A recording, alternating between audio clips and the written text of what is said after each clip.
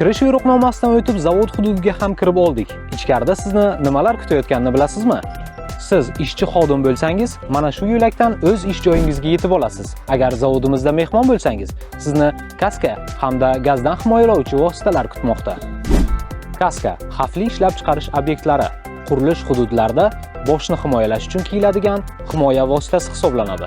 Gazdan himoyalanish vositalari, ya'ni protivagazlar, xavfli ishlab chiqarish obyektlarida yuzaga keladigan xavfli holatlar natijasida tarqaladigan zaharli moddalardan saqlanish uchun taqiladigan himoya vositasi.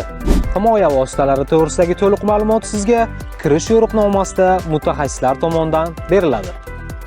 Bizni kuzatib boring. Keyingi videolarimizda zavod haqidagi bundan-da qiziq ma'lumotlarni berishda davom etamiz.